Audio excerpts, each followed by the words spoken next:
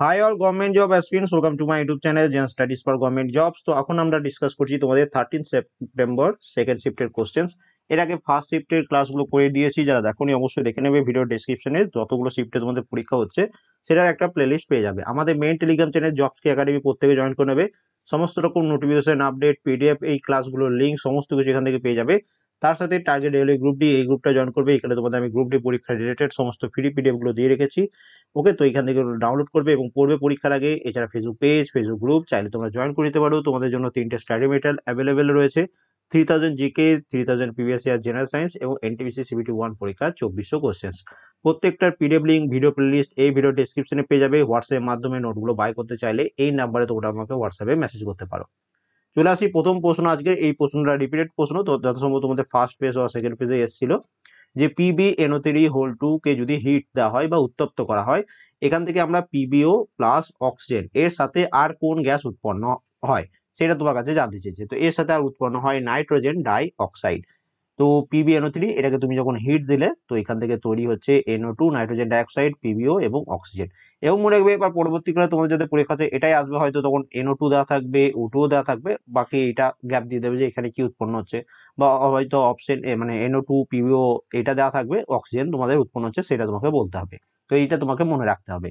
Next দেখো, বাস্তুতন্ত্রের যে এনার্জি লেভেল যেটা রয়েছে, মানে এক স্তপিক স্তর থেকে আরেক স্তরের স্তরে যে তোমাদের যে শক্তিটা ট্রান্সফার হচ্ছে সেই রিলেটেড কোন স্টেটমেন্ট টাইপের একটা প্রশ্ন তোমাদের দিয়েছিল পরীক্ষায়। পরবর্তী প্রশ্ন দেখো, ফার্স্ট শিফটের সাথে তোমাদের একটু মিল পাচ্ছ। দেখো এখানে সাংবিধানিক উপচারের অধিকার বা the right two constitutional remedies, এটা কোন ধারায় বর্ণিত? তো এটা আমরা প্রত্যেকে জানি যে আর্টিকেল 32। তো এটা ভেরি ভেরি ইম্পর্টেন্ট, এবং আর্টিকেল 32 কে heart and soul of Indian constitution বলা হয়েছে, ডক্টর বি.আর. আম্বেদকর বলেছেন। তো এইগুলো কমন জিনিস যেগুলো তোমাদের পরীক্ষায় পরবর্তীকালে আসবে। দেখো কেরালার কোনো একটা ড্যান্স ফর্ম দেওয়া ছিল এবং সেখান থেকে একটা প্রশ্ন ছিল, এমন নয় যে এটা কোনটা যে ড্যান্স ফর্ম এমন টাইপের নয়, একটা ড্যান্স ফর্ম সেখানে কোন নৃত্য পরিবেশন করা হয় এইরকম টাইপের প্রশ্ন, যেটা তোমাদের এনটিপিসি সিবিটি 1 এবং সিবিটি 2 তে এসেছিল সেম প্যাটার্নের, সেরকম টাইপের প্রশ্ন তোমাদের এসেছে। দেখো এই প্রশ্নটা তোমরা যারা ডিটেলস এর ক্লাসগুলো আমাদের করেছো সবাই পারবে এগুলো অ্যান্সার। যে মেন্ডেলিভের পর্যায় সারণীতে একা বোরন, একা অ্যালুমিনিয়াম এবং একা সিলিকনের অনুরূপ কোনটি পরে আবিষ্কৃত হয়েছে? তো তোমাদের পড়িয়েছিলাম যে মেন্ডেলিভ তার পর্যায় সারণী কয়েকটি স্থান ফাঁকা রেখেছিল, কারণ তার সময় স্ক্যান্ডিয়াম, গ্যালিয়াম এবং জার্মেনিয়াম আবিষ্কৃত হয়নি, সেটা পরবর্তীকালে আবিষ্কৃত হয়। এই একই এর অনুরূপ যেটা রেখেছিল, তো স্ক্যান্ডিয়ামের অনুরূপ যেটা রেখেছিল সেটা হচ্ছে একা বোরন, গ্যালিয়ামের অনুরূপ যেটা ছিল সেটা হচ্ছে একা অ্যালুমিনিয়াম এবং জার্মেনিয়ামের অনুরূপ যেটা ছিল সেটা হচ্ছে একা সিলিকন। তো এগুলো তোমাদের এক্সট্রা ডিটেলসে করেছি, সেখান থেকে ডাইরেক্ট তোমরা পাচ্ছ। এগুলো সব তোমাদের ক্লাস এনসিইআরটির ক্লাস 10-এর বই থেকে পেয়ে যাবে। চ্যাপ্টার 5 তোমাদের ডিসক্রিপটিভ ক্লাসও করে দিয়েছি ইউটিউবে, টেলিগ্রামে পিডিএফও দিয়েছি, তো সেখান থেকে একটু পড়ে নেবে। পরবর্তী প্রশ্ন, এটা দেখো একটু ট্রিকি প্রশ্ন, তোমরা যারা ভালোভাবে পড়েছো এটা অ্যান্সার করে আসতে পারবে, খুবই সহজ প্রশ্ন। দুটি প্রতিরোধক রয়েছে, মানে দুটি রেজিস্ট্যান্স রয়েছে, তাদেরকে তোমাদের প্যারালাল কানেকশন বা সমান্তরাল সমবায় যুক্ত করা রয়েছে। এবার বলছে এই রোগে সমতুল্য প্রতিরোধ যেটা পাবে তুমি সেটা কি হবে? এই যে দুটি প্রতিরোধক রয়েছে, একটা মনে করো বড় একটা মনে করো 10 ওহম, আর একটা মনে করো 20 ওহম। ওকে, তো এখান থেকে এটা এক্সাম্পল হিসেবে বলছি। তো এই দুটো মনে করো প্রতিরোধক দেওয়া রয়েছে, এটাকে সমান্তরাল সমবায়ে যুক্ত করা হলো। এবার এই যে সমতুল্য মানে ইকুইভ্যালেন্ট যে রেজিস্ট্যান্সটা পাওয়া যাবে সেটা কি এই 10 ওহম এবং 20 ওহমের চেয়ে কম হবে, না 10 ওহম এবং 20 ওহমের মাঝে হবে, না 20 ওহমের থেকে বেশি হবে, এরকম টাইপের প্রশ্ন। তাহলে এখানে আমাদের অ্যান্সার কি হয়ে যাবে, যে সমতুল্য প্রতিরোধ ছোট প্রতিরোধের থেকেও কম হবে, মানে 10 ওহমের থেকেও। ফর এক্সাম্পল আমি তোমাদের এখানে একটু ডিটেলসে করিয়ে দিই। ফর্মুলা কি, আর ইকুইভ্যালেন্ট সমান 1/r1 প্লাস 1/r2। ওকে, তো এই যখন এটা সমান্তরাল সমবায়ে যুক্ত করা থাকবে। এবার দেখো সমান্তরাল সমবায়ে তোমাদের একটা 10 ধরলাম, একটা 20 ধরলাম, তাহলে 1-এর 10 প্লাস 1-এর 20। ওকে, তো এখানে আমি এটা এখানে একটু নিচে করছি, তো 20 লসাগু হলো মানে 2 প্লাস 1 মানে হচ্ছে কত, 3/20। ওকে, এটা 1/r ইকুইভ্যালেন্ট সমান যদি 3/20 হয়, তাহলে এখান থেকে আমরা লিখতে পারি যে আর ইকুইভ্যালেন্ট সমান মানে 20/3 উল্টে যাবে, মানে হচ্ছে কি 318 6.66, মানে প্রায় 6.67 তুমি ধরতে পারো। তাহলে এই যে 6.67 ওহম আমরা পেলাম যে সমতুল্য প্রতিরোধ। এবার দেখো সবচেয়ে ছোট 10 ওহম ছিল, সবচেয়ে বড় 20 ওহম, তাহলে কি এখান থেকে আমরা কি বলতে পারি, যে সমতুল্য প্রতিরোধ ছোট প্রতিরোধের থেকেও কম হবে। আই হোপ প্রত্যেকে বুঝতে পেরেছো, নিজে খাতায় প্র্যাকটিস করো তাহলে তুমি এগুলো বুঝতে পারবে। নেক্সট দেখো পরবর্তী প্রশ্ন, 4 ওহম, 6 ওহম, 8 ওহমে 3টে রেজিস্ট্যান্স দেওয়া রয়েছে, সেটাকে সমান্তরাল সমবায়ে যুক্ত করা রয়েছে, ভোল্টেজ 9 ভোল্ট দেওয়া রয়েছে, কারেন্ট কত? প্রত্যেক দিন এই প্রশ্ন আসছে, তো কি অ্যান্সার হয়ে যাবে আমাদের? তো এখানে দেখো কেমন ভাবে করছি, 1/r ইকুইভ্যালেন্ট সমান, যেহেতু আমাদের সমান্তরাল সমবায় বা প্যারালাল কানেকশন বলেছে, তো 1/r1 plus 1/r2 plus 1/r3, এখানে আমরা ভ্যালু পুট করলাম 1/4 প্লাস 1/6 প্লাস 1/8, লসও হলো 24, লসও করলাম আমরা পেলাম 13/24। 1/r ইকুইভ্যালেন্ট যদি 13/24 হয়, তাহলে আই ইকুইভ্যালেন্ট সমান আমরা উল্টে দেবো 24/13 ওহম। এবার দেখো আমরা একটা ফর্মুলা জানি যে V is equal to I R, তাহলে আই ইকুয়াল টু আমরা লিখতে পারি ভি বাই আর। ভি কত? ভি এখানে তোমাদের কত দেওয়া হচ্ছে 9 ভোল্ট, 9 বাই আর হচ্ছে কত? আর হচ্ছে তোমাদের 24/13, তাহলে ইকুয়াল টু আমরা লিখতে পারি 9 ইন্টু 13/24, যেহেতু নিচে বাই রয়েছে ডান সাইডে গুণ হয়ে গেলে উল্টে যায়, তো এখান থেকে তুমি কাটাকাটি করবে 3 3 9, 3 8 24, 3 13 39 বাই 8 এরকম পাচ্ছ। এবার এটা তুমি যদি করো তোমাদের 4 8 32, ওকে 7 70, 8 8 64, তো 4.8 সামথিং তোমাদের অ্যান্সার চলে আসবে। এবার তোমাদের পরীক্ষায় হয়তো এই 6 এর জায়গায় এই 4 6 8 রয়েছে, এগুলো জায়গায় আলাদা কোনো ডাটা দেওয়া থাকতে পারে, তো সেরকম ভাবে অ্যাকচুয়ালি প্রসেসটা তোমরা শিখে গেলে যে কেমন ভাবে করতে হয়। তো এখানে তোমার 4.875 অ্যাম্পিয়ার তোমাদের অ্যান্সার হয়ে গেল। তো এইগুলো যেন পরীক্ষায় কেউ ছেড়ে আসবে না, এই 1 নম্বর 2 নম্বর তোমাকে অন্যদের তুলনায় এগিয়ে দেবে। অবতল দর্পণ থেকে আজকে দুটি ম্যাথ ছিল, লেন্দি টাইপের ম্যাথ ছিল, তো ম্যাথ কিন্তু প্রতিদিন আসছে, তবে ঘাবড়ানোর কিছু নেই, তুমি যদি না পারো সেগুলোকে স্কিপ করবে, আন্দাজে একদম অ্যান্সার করতে যাবে না। পরবর্তী প্রশ্ন দেখো, অধাতব অক্সাইড গুলোর প্রকৃতি কেমন, একদম হুবহু তোমাদের লাইন বাই লাইন তুলে প্রশ্ন দিচ্ছে এনসিইআরটির বই থেকে। মনে রাখবে অধাতব অক্সাইড গুলো হচ্ছে আম্লিক চরিত্রের, এবং তোমাদের পরবর্তীকালে যাদের পরীক্ষা আছে মনে রাখবে ধাতব অক্সাইড যেগুলো হয়ে থাকে সেগুলো ক্ষারীয় প্রকৃতির হয়ে থাকে। তো এই দুটোই লাইন মনে রাখবে, পরবর্তীকালে কিন্তু আবার দেখবে রিপিট হবে, বিশেষ করে তোমাদের যারা 4th ফেজে পরীক্ষা আছে তাদের।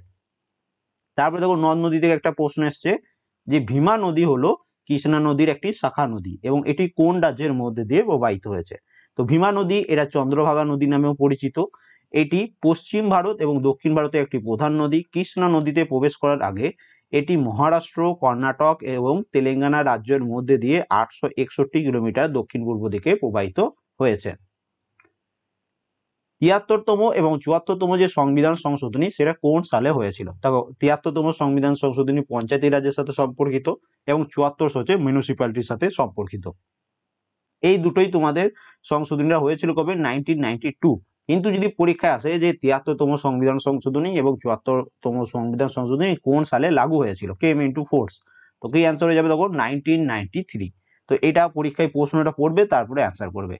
ভারতের প্রথম জাতীয় উদ্যান কোনটি? 2018 গ্রুপ ডিতে এসছে, এনটিপিসিতেও এসেছিল, অ্যান্সার কি হয়ে যাচ্ছে যে জিম কর্বেট ন্যাশনাল পার্ক হচ্ছে ভারতের প্রথম জাতীয় উদ্যান। পরবর্তী প্রশ্ন, ঋগ্বেদে মোট কতগুলি সূক্ত বা স্তোত্র রয়েছে? এটা অলরেডি তোমাদের ফার্স্ট ফেজেও এসেছিল এবং তার সাথে এনটিপিসি সিবিটি 1 ক্লাসেও আমি দেখবে করিয়েছি, এগুলো রিপিটেড প্রশ্ন। অ্যান্সার কি হচ্ছে 1028টি। তো এইগুলো একদম ছাড়া যাবে না, যেগুলো সহজ প্রশ্ন সেগুলো সব করে আসতে হবে আমাদের। কমনওয়েলথ গেমস 2022 এর ভেন্যু কোথায়? তো এটা একটা সহজ প্রশ্ন পেয়ে গেছো, অ্যান্সার কি হচ্ছে ইংল্যান্ড। টেলিগ্রামে দেখবে আপকামিং স্পোর্টস ইভেন্ট নামে একটা পিডিএফ দেওয়া আছে, ইউটিউবে ভিডিও বানানো আছে, তো সেটা অবশ্যই একটু কমপ্লিট করবে, সেখান থেকে এগুলো কমন পেয়ে যাবে।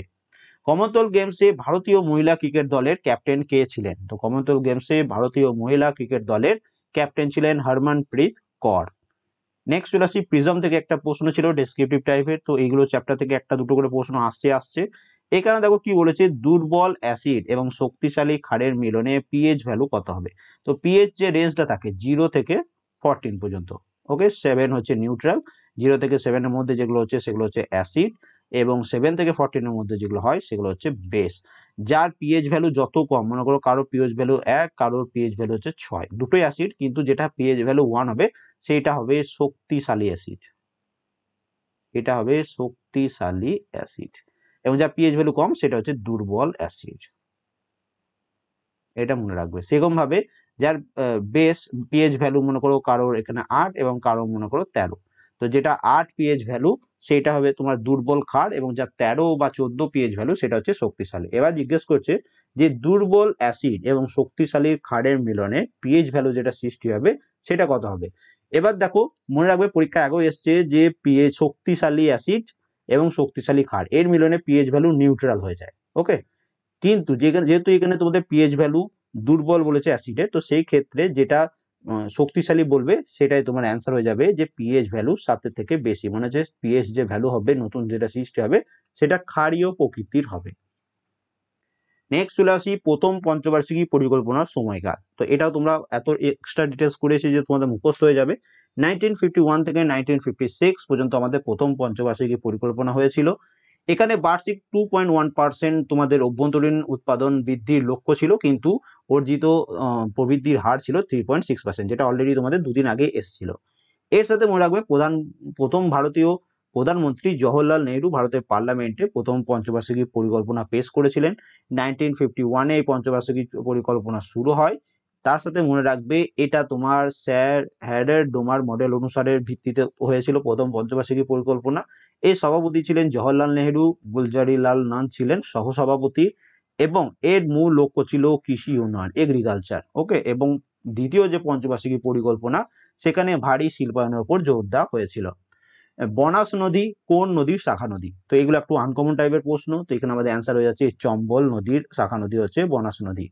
এটা দেখো ট্রিক করে দিয়েছে, যেহেতু আগেও পরীক্ষা এসছে তবু এখানে একটু ট্রিক করে দিয়েছে যে 2011 সালে যে সেন্সাস হয়েছিল সেই অনুযায়ী হিন্দি ভাষায় কত পার্সেন্ট লোক কথা বলে। তো 2011 যে সেন্সাস সব থেকে বেশি যে ভাষায় কথা বলে সেটা হচ্ছে তোমাদের হিন্দি।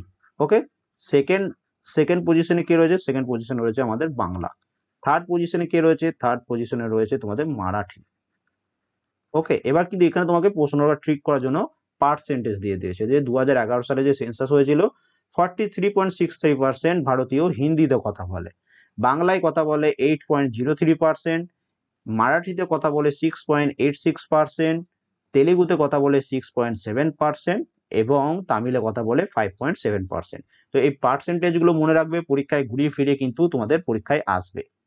ইয়ং বেঙ্গল মুভমেন্ট বা ইয়ং বেঙ্গল আন্দোলনের প্রবক্তা হলেন কে? তো এটা তোমাদের অনেকবার বিশেষ পরীক্ষায় দেখবে এসেছে। তো অ্যান্সার কি হয়ে যাচ্ছে? Henry Louis Vivian Derozio. এখানে একটু স্পেলিং মিস্টেক হয়ে গেছে। তারপরে দেখো চৌম্বকত্ব বা ম্যাগনেটিজম থেকে একটা প্রশ্ন তোমাদের এসেছিল, পাওয়ারের ফর্মুলা 9 কোনটা সেটা তোমার কাছে জানতে চেয়েছি। তো পাওয়ারের 3 ধরনের ফর্মুলা হয়, সেটা জেনে রাখো এক্সট্রা ডিটেলস হিসাবে। সবার প্রথম আমরা জানি power is equal to V into I. Okay, তার সাথে মনে রাখবে পাওয়ার ইজ ইকুয়াল টু হয়ে থাকে ভি স্কোয়ার বাই আর। আবার তুমি বলতে পারো power is equal to I square by R. এবার এগুলো কিভাবে আসছে? সবার প্রথম দেখো P is equal to V into I, এটা আমরা জানি, অনেকবার প্রশ্ন এসছে। বাকিগুলো কিভাবে আসছে সেটা একটু শিখে নাও, নাহলে পরীক্ষা গিয়ে আবার ভুলে যাবে। আমরা ওহমস ল পড়েছি, ওহমস লতে কি বলেছি? V is equal to I into R. Okay, এবার দেখো এখানে তুমি তোমাদের আই ইকুয়াল টু তুমি কি লিখতে পারবে? আই ইকুয়াল টু লিখতে পারবে যে V by R. I equal to তুমি কি লিখতে পারবে? V by R. এবার এই যে ভি ইন্টু আই রয়েছে, তো এখান থেকে তুমি লিখতে পারছো ভি ইন্টু আই এর পরিবর্তে কি লিখে দিলে? V by R. V by R, তাহলে ভি কে ভি দিয়ে গুণ করলে কি হয়? V square by R. দেখতে পাচ্ছ তোমার সেকেন্ড এটাও চলে আসছে।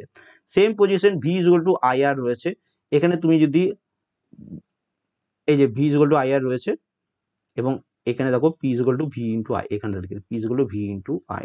এবার ভি ইজ ইকুয়াল টু আমরা কি জানি? I into R. তো ভি এর জায়গায় লিখে দিলাম I into R into I যেটু রয়েছে সেটা লিখে দিলাম। তাহলে আই কে আই দিয়ে গুণ করলে কি হয়? আই স্কোয়ার আর। তো এটা থেকে এটা পেয়ে গেলাম। তো এগুলো সব ঘুরিয়ে ফিরে পাওয়ারের ফর্মুলার সাথে সম্পর্কিত, তোমাকে কনফিউজ করার জন্য এই প্রশ্নগুলো এরকম ভাবে তৈরি করে দিচ্ছে। এবার আরেকটা যেটা অপশনে থাকবে সেটা তোমার অ্যান্সার হয়ে যাবে যে সেটা পাওয়ারের ফর্মুলা নয়।